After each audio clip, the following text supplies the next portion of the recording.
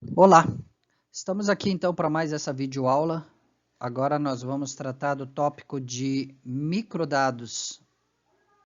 Então nós vamos trabalhar aqui então com os dados do que a gente chama de amostra complexa, ou survey data. Algumas referências que nós temos algumas publicações do Douglas Braga, principalmente com respeito ao pacote do R, PNAD-C e IBGE. O pacote Survey também, que vai ser importante para nós. Nós temos aqui esse pacote, então, a origem dele é do Douglas Braga, uma publicação aqui que faz algumas operações. Nós temos também um post que nós fazemos alguma aplicação também, vocês encontram aqui nesse link. Essa outra publicação do Lucas Mathion e o Nicolas, eles trabalham com um pacote chamado Microdados Brasil, que se propõe a ter uma leitura fácil e rápida de microdados. Esse outro material aqui do Anthony D'Amico é bastante rico sobre análise de dados de amostra complexa, bastante rico, recomendo fortemente que vocês olhem. O material aqui, capítulo de livro do Pessoa e Jacob, tá? É bastante rico, bem interessante, explicativo de Survey e Convey, são dois pacotes do R. Os dois livros aqui, o Heringa e o Lumley, eles são livros bastante interessantes sobre Survey Data em R, ok? Tem material online, recomendo fortemente que olhem esses materiais. Bom, então, os microdados, o que nós temos? Nós temos dados básicos ou dados brutos individuais que são obtidos com uma amostra complexa. Então, o que também chamamos às vezes de survey data. Então, nós temos os dados dos indivíduos, mas que têm uma classificação, eles têm um processo de amostragem que não é o de amostra simples, de amostra aleatória simples, também chamada de AAS, né? Amostra aleatória simples. O que nós temos aí é que existe todo um processo amostral planejado, o que a gente vai chamar de plano amostral, onde cada linha da minha observação ela não é exatamente um indivíduo do modo mais tradicional, mas sim um indivíduo ponderado, uma observação ponderada, onde ela está representando um grupo.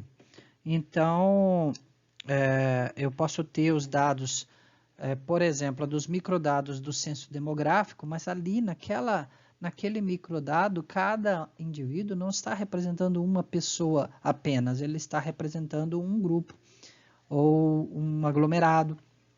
Então, eu preciso usar essas ponderações na hora que eu estiver trabalhando. Eu não posso simplesmente gerar uma estatística, por exemplo, fazendo uma média das observações que eu tenho ali, sem considerar esse peso. Eu estarei cometendo viés se eu assim ignorar o plano amostral e se o plano amostral for importante.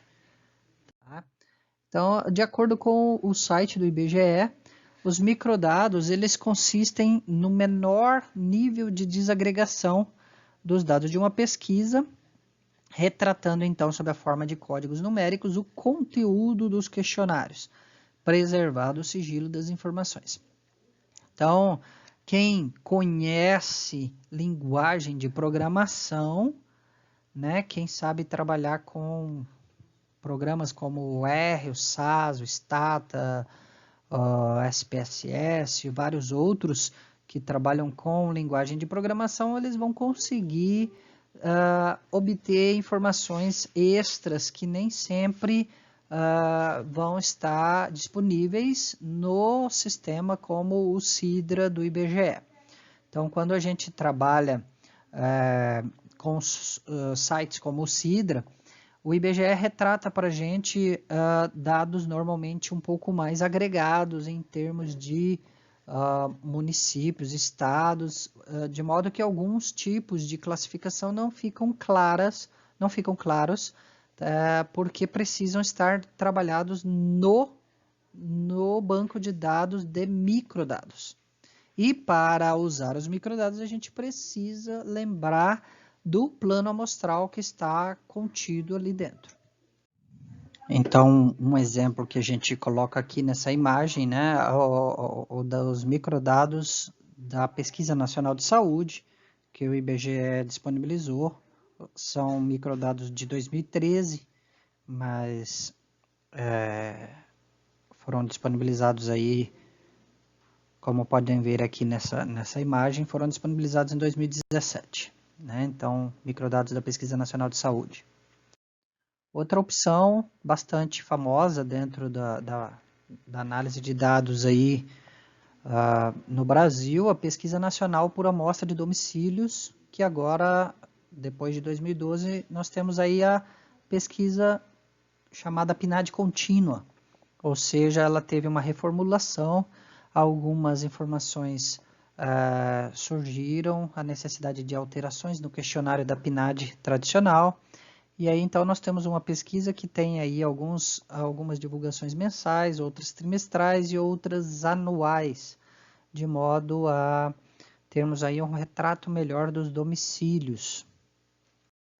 Outra pesquisa que tem os microdados disponibilizados é a do censo demográfico, nesse caso aqui, já mostra aqui no site Censo 2020, mas ainda não estão disponíveis os dados de 2020, nem foi feita ainda a coleta.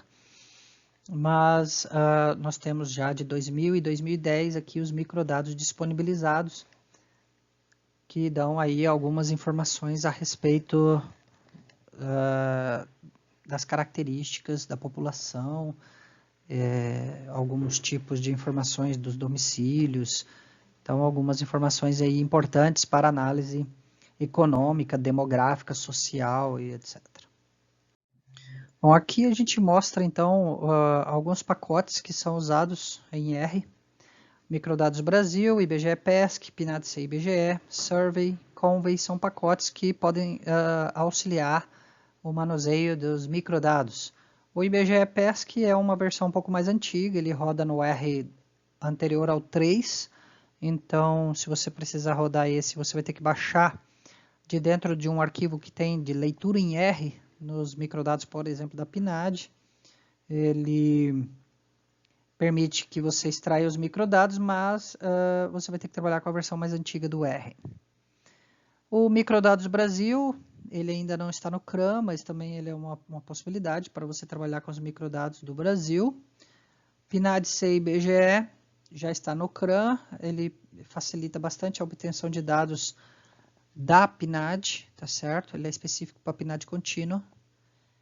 Os pacotes Survey e Convey tem várias rotinas com eles, principalmente as rotinas do Danmico, que prevê então que você baixe os arquivos básicos do IBGE e depois você consegue operacionalizar com os pacotes Survey e Convey. São bastante úteis. No Stata, é preciso ter bastante clareza que o Stata ele é uma ferramenta bastante rica para microdados, bastante amigável. E um módulo bastante interessante para os brasileiros, principalmente, é o pacote DataZoom, o módulo DataZoom, que facilita bastante a extração de dados. Você vai baixar os dados dentro do seu micro, lá do site do IBGE, e depois você vai usar o Stata e o módulo DataZoom para realizar aí o manuseio dos dados. Existem algumas apostilas que vão auxiliar a manuseio dos microdados com Stata, né? E vários materiais até internacionais, mundiais, que usam o Stata. Então, a gente tem aqui a necessidade de olhar as amostras complexas. E alguns aspectos principais que aparecem nas amostras complexas é que a gente não tem uma amostra aleatória simples. Então, é uma amostra complexa. E o que isso implica? as probabilidades de seleção das unidades são distintas. Eu não tenho mais uma probabilidade única. Diferente da amostra aleatória simples, onde você tem a mesma probabilidade de seleção, aqui a gente tem probabilidades distintas. A gente muitas vezes vai ter uma conglomeração das unidades, uma estratificação, a gente tem ajustes, efeitos de não resposta. Em outras palavras, a gente tem um planejamento estatístico, um planejamento amostral. A forma como o dado foi coletado, ele tem algumas características que não permitem que a gente simplesmente realize médias e faça cálculos, ignorando este plano amostral. Então, por exemplo, com a PNAD contínua, a gente tem ali a pesquisa, são informações sobre a população no mercado de trabalho, tem características demográficas, educacionais e do tipo de algumas infraestruturas que tem no domicílio. Existe uma amostra probabilística dos domicílios a partir de uma amostra mestra, de modo que garanta a representatividade, ou seja, os domicílios eles representam o total que a gente tem no país, e a gente tem aí pesquisas trimestrais, mensais, diversos níveis geográficos. São 211.344 domicílios em cerca de 16 mil setores censitários, cerca de 3.500 municípios. No caso de Mato Grosso do Sul, tem Campo Grande lá dentro. Então, existe um planejamento, existe um plano amostral, um desenho amostral, que segue aí uma característica. Nesse caso aqui, eu estou falando da PNAD contínua, ela tem um esquema de rotação de domicílios. Cada domicílio vai ser entrevistado 5 vezes, uma vez a cada trimestre, durante 5 trimestres consecutivos, e aí um domicílio sai e outro entra naquele lugar. Aqueles que estão na quinta entrevista, aí ele sai e entra outro. Tem domicílios que estão na quarta, na terceira, na segunda, na primeira. Então, a gente tem aí datasets distintos e nós temos aí, então, a necessidade de considerar o plano amostral que está por trás dessa pesquisa.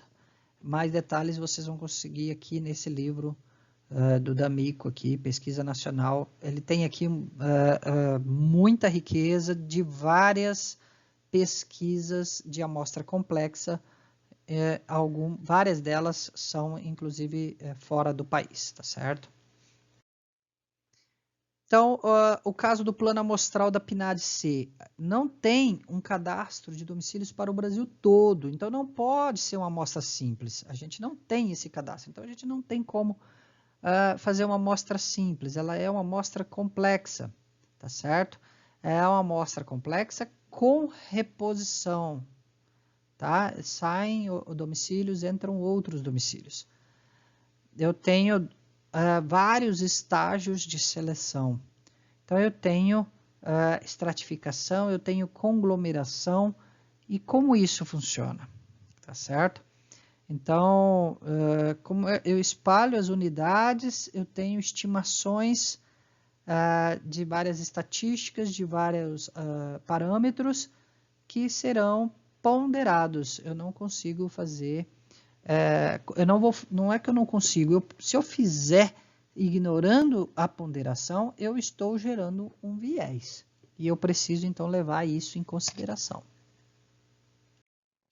Então, como é esse plano amostral complexo, né? Eu tenho uma amostra que ela é probabilística. Vamos fazer aqui a nossa relação com a amostra aleatória simples, né? Na amostra aleatória simples, a probabilidade amostral ela tem uma chance igual e independente de ser selecionada para observação. Então, é uma ideia aqui parecida à dos dados IID, né, independentemente, identicamente distribuídos, em que você simplesmente coleta as informações e trabalha com elas. Então, no nosso caso, nós temos um plano probabilístico, ou seja, cada elemento da população tem uma probabilidade de seleção. Então, ponderadas, as estimativas da amostra serão não tendenciosas para a estatística populacional. Então, se elas forem ponderadas. Se eu não considerar essa ponderação, aí sim eu terei estimativas tendenciosas, porque eu estou ignorando os pesos de cada elemento. Então, as variâncias, elas podem ser estimadas, tá certo? Mas eu preciso levar em consideração o plano amostral. Então, a amostra probabilística, então, ela é desenvolvida com procedimentos específicos aí de estratificação, conglomeração, ponderação, planejadas para aperfeiçoar a eficiência estatística. Isso vai nos ajudar a reduzir custos e aumentar a precisão para a análise dos subgrupos, isso comparativamente à amostra aleatória simples. Então, na impossibilidade de trabalharmos aí com o conjunto dos elementos, a gente não tem como trabalhar com todos, a gente trabalha com a amostra. E a amostra, ela é probabilística, desenvolvida então com técnicas estatísticas que vão ajudar a aumentar a precisão. Ou seja, a gente quer obter estatísticas não viesadas. Ainda é possível obter estimativas não tendenciosas com mensuração do erro amostral. Então, eu não tenho mais a hipótese I e D, eu tenho agora que considerar o plano amostral dentro das estimativas. Isso é a característica, essa é a característica principal. Eu preciso considerar o plano amostral. É comum esse tipo de amostragem em estudos sociais, tá? Entre várias áreas de conhecimento. Então, a gente tem a antiga PME, Pesquisa Mensal de Emprego, com microdados, ela agora foi substituída, né? Pesquisa de amostra domiciliar contínua, os censos, a pesquisa de orçamento familiar. Nós tivemos aí recentemente uma pesquisa de orçamento familiar finalizada. Então, a gente tem a possibilidade de trabalhar com os microdados. O Brasil está consolidando o Sistema Integrado de Pesquisas Domiciliares, o chamado CIPD. Então, é composto pela PNAD-C, a Pesquisa Nacional de Saúde, a POF, a PME, que foi usada na base, mas agora já está sendo substituída, a Pesquisa de Economia Informal, então, e a PNAD-C, de certa forma, podemos dizer que ela é um aperfeiçoamento da interação da pesquisa mensal de emprego com a PNAD original, tá certo? Então, trabalhando aí com esse conceito de design effect, né? Que o Heringa trabalha essa ideia bastante. Os livros de amostra complexa, praticamente todos falam sobre isso, o efeito do plano amostral.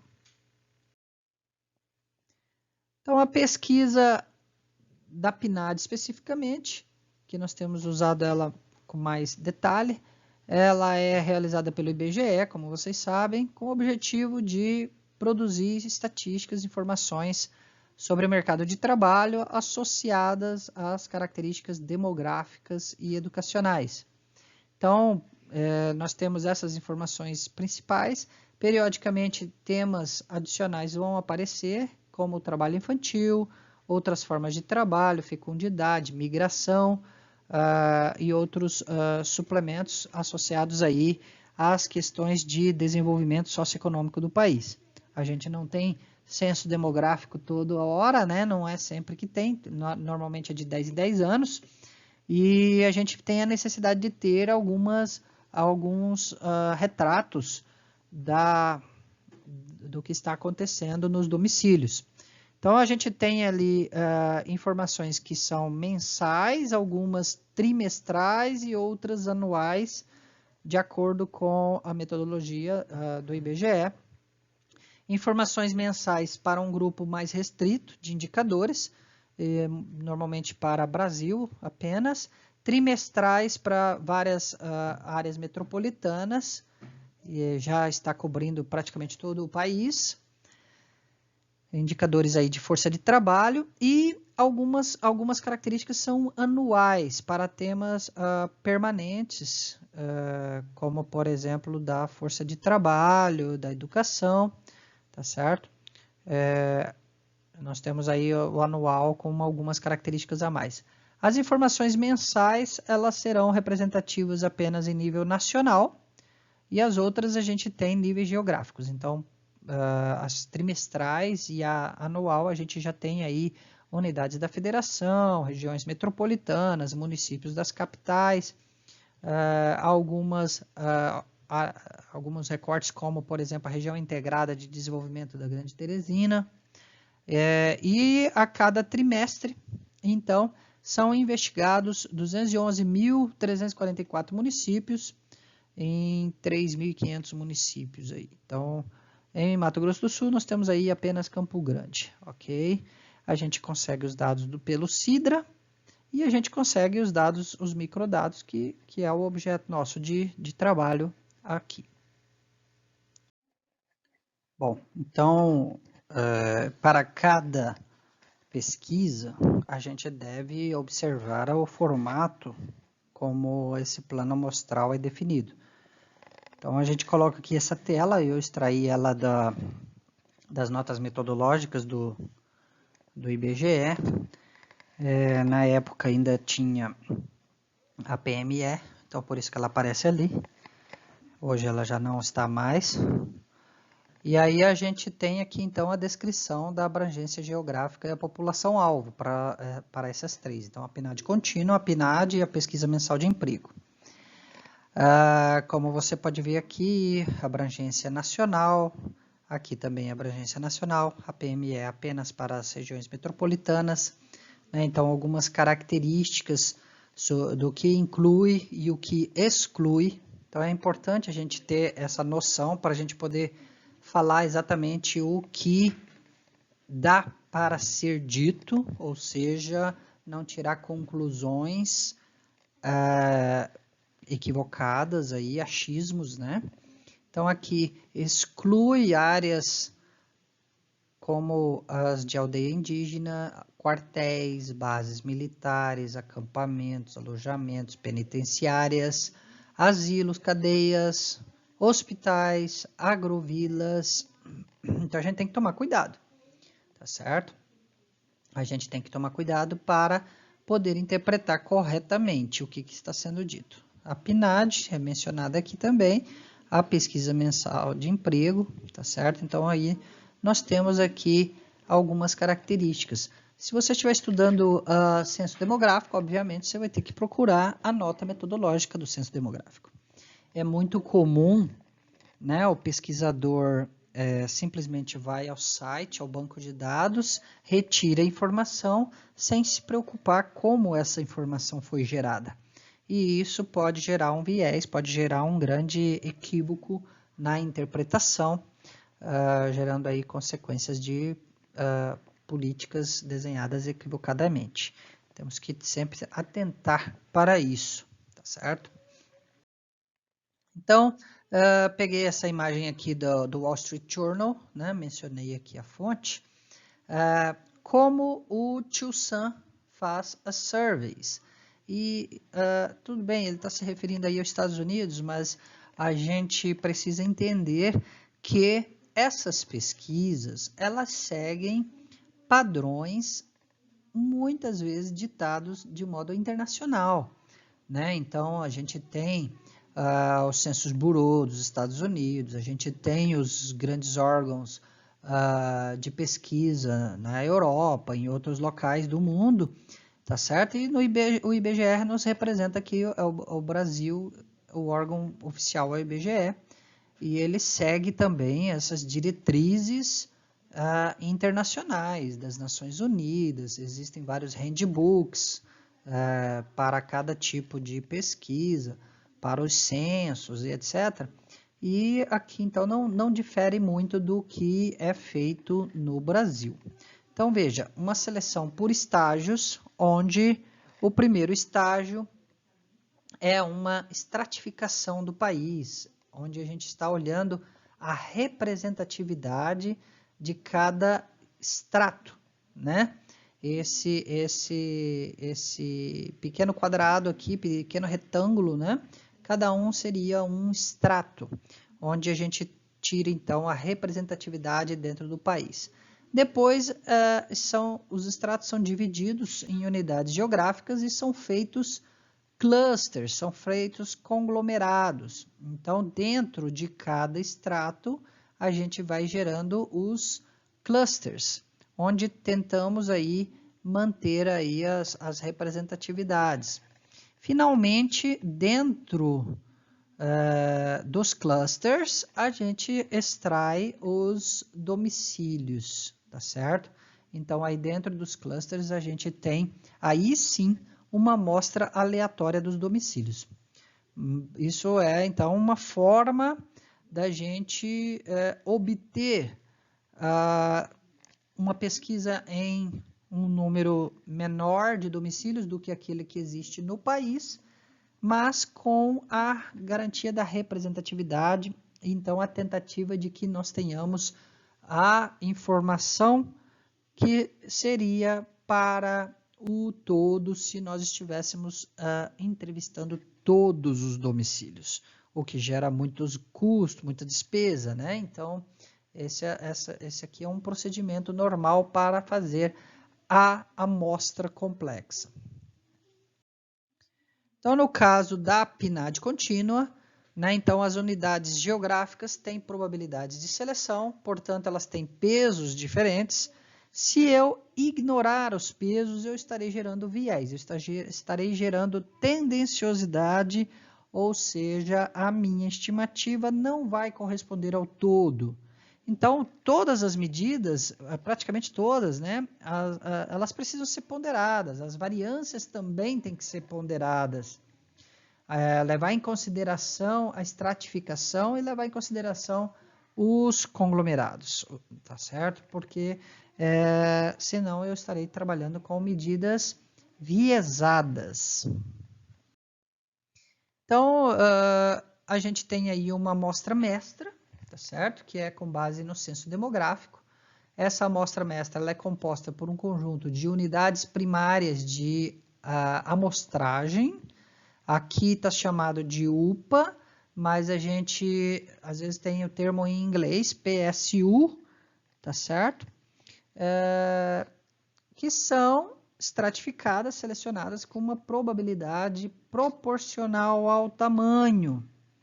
Então, medido aí, esse tamanho é medido pelo número de domicílios particulares, permanentes, ocupados e vagos. Então, eu tenho um número de domicílios particulares, eles podem estar ocupados ou não, mas ele vai, esse número de domicílios é que vai me dar a ideia do tamanho e depois vai me vincular a essa probabilidade. A estratificação por uma divisão administrativa, por exemplo, unidades da federação, a gente tem a indicação das regiões metropolitanas, das capitais, das regiões de integração e desenvolvimento, como Teresina e o Distrito Federal. Existe, então, portanto, uma estratificação por divisão administrativa, uma estratificação geográfica, espacial, uma estratificação por situação dos domicílios, tá certo? Dentro dessas UPAs, uma estratificação, portanto, estatística. A ideia é que nós tenhamos representatividade e redução da variância. E isso também ainda com os critérios de urbano e rural. Então, a gente tem aí uma pesquisa que ela pretende que nós temos aí a intenção que ela seja representativa, né, e com um resultado sem tendenciosidade. Então, no primeiro estágio, são selecionadas as UPAs com probabilidade proporcional ao número de domicílios dentro de cada extrato. Depois, isso aqui já é específico para PNAD-C, tá certo?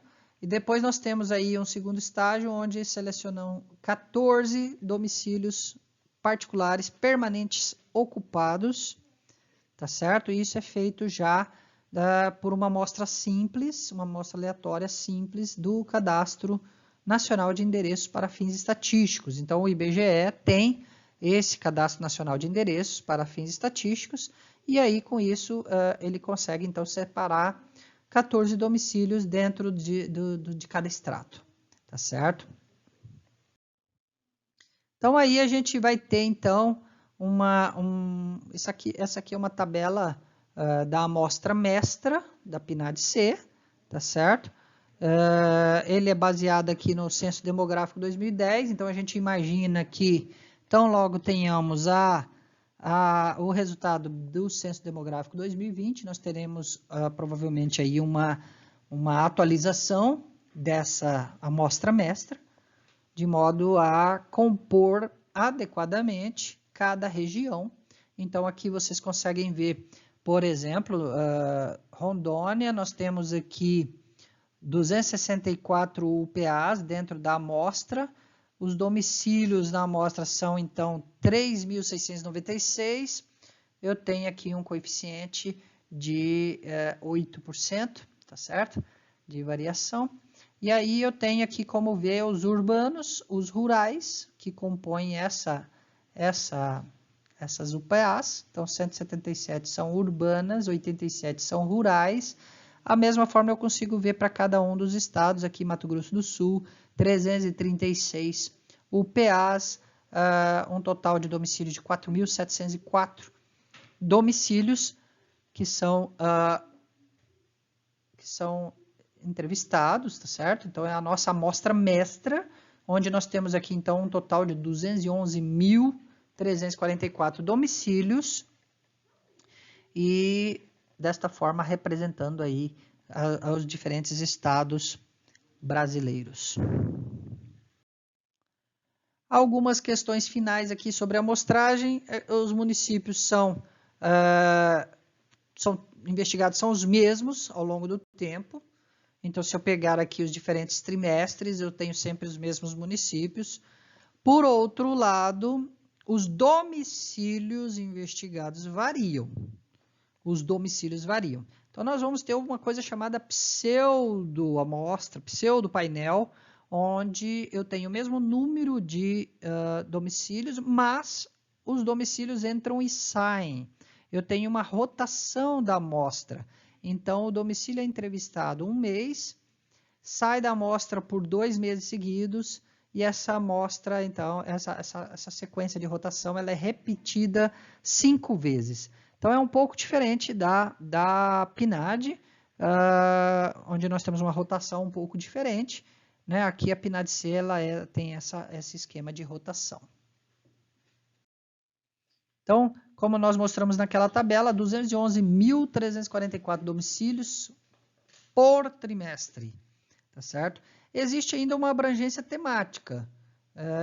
Nós temos aí dentro das perguntas que são consultadas junto de cada domicílio, nós temos itens sobre trabalho, sobre rendimento, características demográficas, educação e outros temas que são aí perguntados de modo suplementar, migração, fecundidade, etc.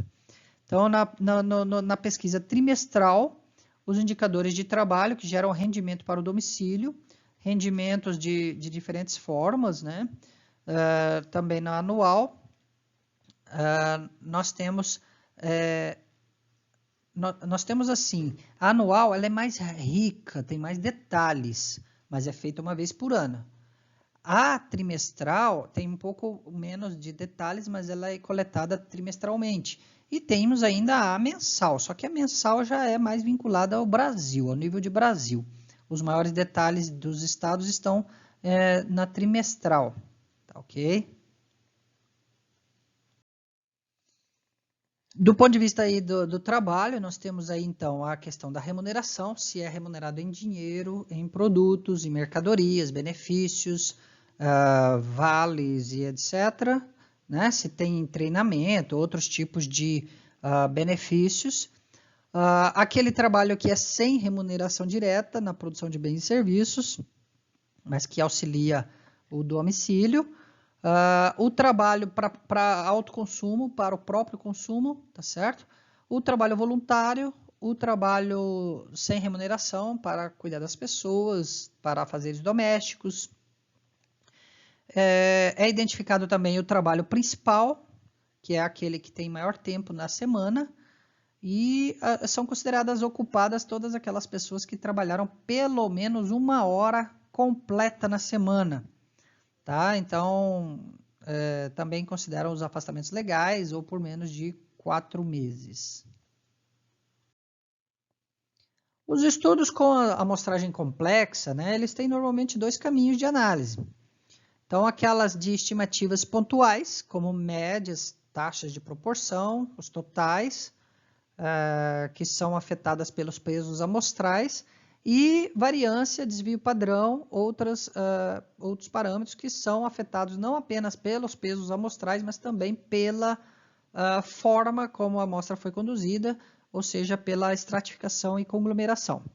É bastante importante a gente reforçar que desconsiderar o desenho amostral vai gerar viés, tá? nas variâncias estimadas. Então, a gente precisa considerar o desenho amostral para fazer uma análise correta. Então, a gente vai falar um pouco mais sobre esses efeitos do plano amostral. Tá? Isso aqui vocês vão encontrar dentro aí do material do Heringa. Então, dentro do material do Heringa, a gente pode definir aí o efeito de design, o DEFF, tá? Que é uma medida desenvolvida por Kish, em 1965, que é a razão entre a variância obtida considerando o plano amostral e a variância obtida desconsiderando o plano amostral. Outro efeito é o efeito de misspecification, ou erro de especificação, que é a razão entre a estimativa da variância com o plano amostral e a variância sem o peso, sem a conglomeração, sem a estratificação. Então, é um efeito de erro de especificação. Então, o efeito do design, ele pode ser exposto desta forma. Então, a variância pela amostra complexa em relação à variância por uma amostra aleatória simples. A variância, vamos lembrar, ela é o quadrado do erro padrão, do desvio padrão, também da mesma forma. Então, assim, a gente tem essa medida D2 de θ, o θ seria o nosso estimador, que é o efeito do plano para a estimativa da amostra, a estimativa de θ. Então, o θ estimado. Ok? Então, é mais ou menos, né? Ela é aproximadamente 1 mais uma função que depende do ganho relativo em precisão por causa dos estratos, da perda em precisão porque a gente fez conglomerados de elementos e a perda relativa em precisão devido a uma ponderação desigual. Então, a gente imagina que a estratificação a gente ganha precisão, mas ao usar o cluster e os pesos, a gente perde alguma precisão. Então, a gente vai ter aqui um efeito de design que vai ser uma composição desses efeitos. Então, a influência geral do design vai ser que, à medida que a amostra cresça, então o sample size aqui aumente, tá? O nosso erro padrão, ele deve reduzir. Bom, a estratificação tende a reduzir esse erro padrão. O procedimento de clustering e o de pesos tende a aumentar esse erro padrão. Essa é a influência geral que nós vemos. Então, as estimativas pontuais de medidas descritivas da população são influenciados pelos pesos distintos das observações. Já as estimativas de variância e desvio padrão, medidas de precisão, né, dos estimadores, e as estimativas dos parâmetros para ajuste de alguns tipos de modelos são influenciadas conjuntamente pela estratificação, conglomeração e os pesos. Ao ignorar esses aspectos, as técnicas e sistemas de análise tradicionais podem produzir resultados incorretos, tanto para as estimativas pontuais, como para os respectivos desvios padrões e níveis de significância, o que pode comprometer a qualidade do ajuste dos modelos e a interpretação dos resultados. Então, eu até preferi colocar essa cópia na íntegra da página 660, nesse artigo aqui do Silva, Pessoa e Lila, para reforçar esses pontos da importância de se considerar o plano amostral dentro desses dados de amostragem complexa. Então, a gente vai olhar o efeito sobre o plano amostral. Se o valor da estatística for igual a 1, não existe diferença nas variâncias obtidas. Então, lembre lá o D2 de θ, né? Ele é uma relação entre as variâncias do plano complexo com o em relação ao da amostra aleatória simples. Se for 1, não tem diferença. Se for maior que 1, existe uma subestimação das variâncias, caso não seja considerado o plano amostral. Se for menor que 1, existe superestimação das variâncias, caso não seja considerado o plano amostral. Então, outra opção, calcular as estatísticas, né? MEFT e DEFT, que usa desvio padrão ao invés de usar a variância. É uma outra forma de calcular esse efeito. Como a PNAD é caracterizada por uma amostra complexa, sujeita a erros probabilísticos, deve-se definir um método de estimação das variâncias. Então, as formas mais utilizadas são a de linearização de Taylor, o Bootstrap, que vai exigir muito tempo, tá certo? Que é mais utilizado quando você tem grandes dificuldades em calcular a estimativa de erro padrão do estimador, ou a replicação Jackknife, né, que é preferencialmente utilizada quando os dados são divididos primeiramente em vários grupos, tá certo? Então, são formas que a gente tem para computar, para estimar a variância, já considerando os planos amostrais.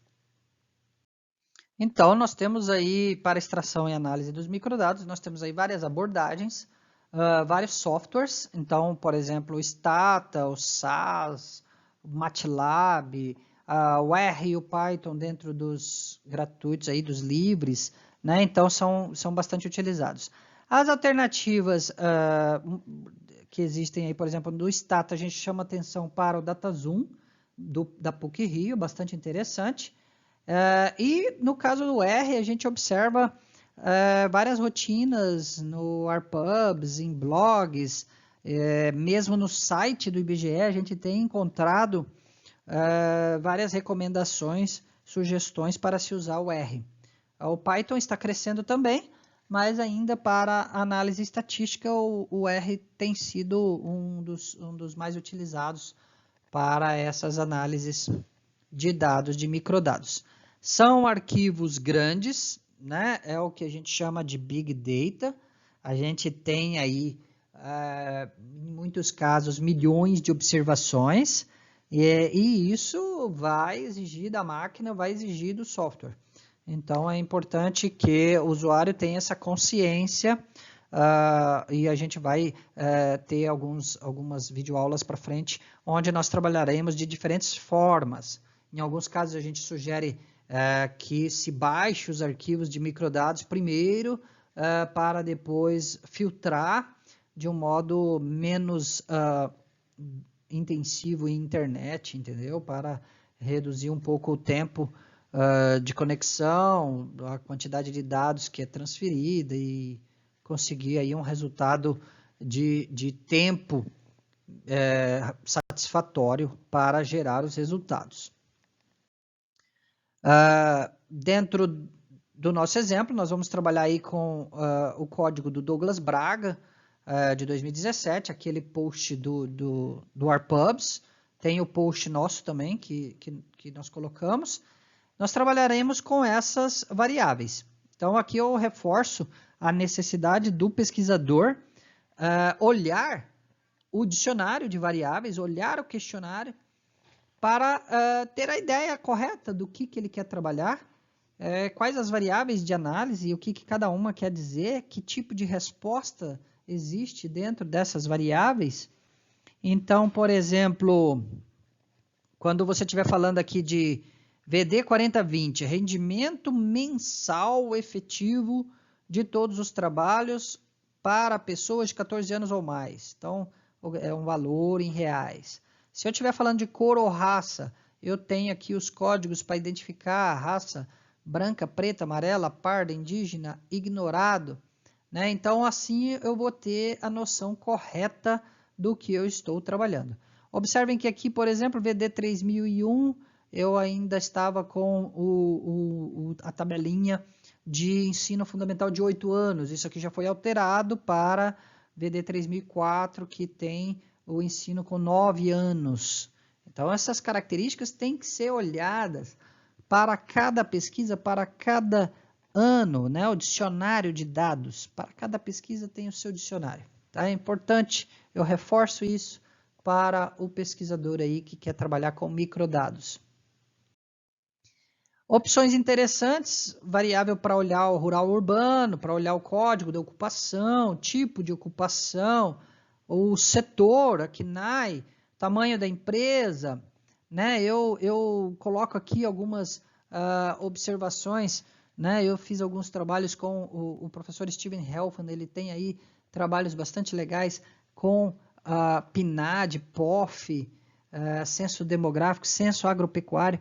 Então, são alternativas bastante interessantes, opções de estudos futuros aí que estão em aberto, que vão surgindo ainda muito mais aí pela frente. Então, aqui eu coloco uma tela rápida, né, do post que nós fizemos de microdados com R, tá certo? Onde aqui a ilustração do pacote PNAD-C e IBGE, onde nessa situação aqui ele baixa diretamente do IBGE, nesse caso aqui, como eu coloquei get PNAD-C, eu não especifiquei a variável, vejam que aqui embaixo tem uma rotina para pegar essas duas variáveis, quer dizer, se você tem a necessidade de algumas variáveis apenas, é melhor você especificar, porque se eu fizer dessa forma que está colocada aqui no slide, eu vou puxar todas as variáveis daquele trimestre. E às vezes eu posso demandar muito, né, em termos de fluxo de dados da internet, né? O IBGE é um órgão, o IBGE tem todas as pessoas que querem dados buscam o IBGE no Brasil todo e no mundo, então muitas vezes essa internet fica congestionada. Então, às vezes eu não quero puxar os dados do trimestre todo, então aí eu posso trabalhar com algumas variáveis. Ou ainda eu posso trabalhar com os dados básicos, baixar no meu micro e depois fazer o filtro, depois eu selecionar as variáveis. É uma outra forma de trabalhar. Aqui eu coloco, né, o post, a imagem do post, que vocês podem ter acesso, onde a gente faz aqui uma adaptação, tá certo? Eu pego os dados da PNAD 2018, eu não faço exatamente igual ao Braga, mas eu sigo a rotina dele. Aqui tem a possibilidade de obter o código, baixar o Markdown para reproduzir, tá certo? Recomendo que olhem esse post, tá certo? E nós vamos então dar continuidade no exercício prático aí na próxima videoaula. Muito obrigado, até lá.